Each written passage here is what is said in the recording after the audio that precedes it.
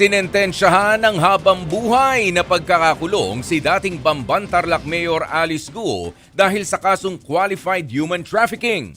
Guilty rin sa parehong kaso ang 7 iba pa, habang ang Bamban Pogo Hub mapupunta sa gobyerno. Narito ang report ni Ian Suyu.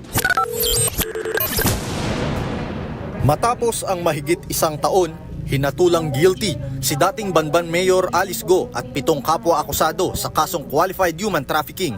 Sa inilabas na desisyon ng Pasig City Regional Trial Court Branch 167, life imprisonment o habang buhay na pagkakakulong ang sentensya kina Guo. Ang mga dayuhan na nahatulang guilty ay ipapadeport oras na matapos nila ang kanilang sentensya. Bukod dyan, pinagmulta sila ng 2 milyong piso kada kaso at pagbibigay ng bayad danyos sa mga biktima. Base sa desisyon ng korte, lumalabas sa ebidensya na sina Guo ay nag-organisa at nagbigay ng suporta sa Baofu. Sila rin daw ang nag-utos sa ibang tao na sapilitang pagtrabahuhin ang iba sa online scamming sa Baofu compound sa Bamban.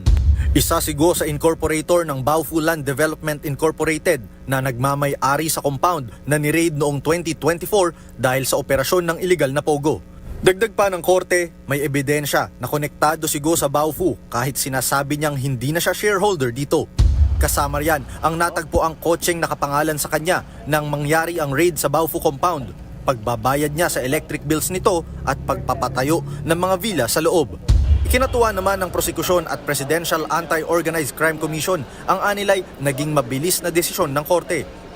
Ang kaso is qualified human trafficking. Finally, after more than 1 year, napakabilis po ng korte. Binigay sa atin yung favorable decision.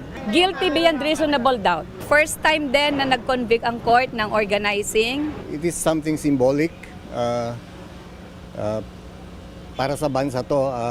What we thought before as parang imposible, ngayon napatunayan natin that sa pagkakaisa ng bawat ahensya, pagtutulungan, and with all the dedication and sincerity, nothing is possible.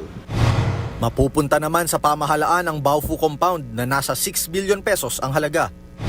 100% it will go to the National Treasury. My technical working committee to be able to make a proper recommendation to the Office of the President kung kanino o papaano magagamit itong mga properties na ito. Ikinatuwa rin ni Senator Risa Hontiveros ang naging hatol.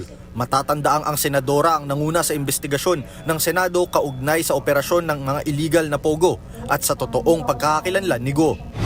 This Senate investigation delivered unprecedented results. It helped secure a presidential executive order banning pogos, provided evidence towards a guilty verdict, sending a criminal to prison for life, and to all others who enabled Alice Guo's criminal empire.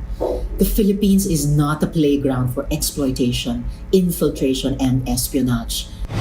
Ayon naman kay Senator Win Gatchalian, tagumpay para sa mga Pilipino at sa mga biktima ng pogo ang hatol laban kay Guo at sa mga kasabwat niya. Nagbabalita mula sa Frontline, Ian Suyu, News 5. Mga kapatid, ako po si Ruth Cabal. Dito tayo sa totoo, dito tayo sa True FM. Mag-follow at mag-subscribe din po kayo sa aming social media accounts at True Network PH. Diyan po yan sa aming X na dating Twitter, sa FB, sa Instagram, sa YouTube, sa TikTok at sa mga podcast. At syempre, tutok din po kayo sa Signal True TV Channel 19.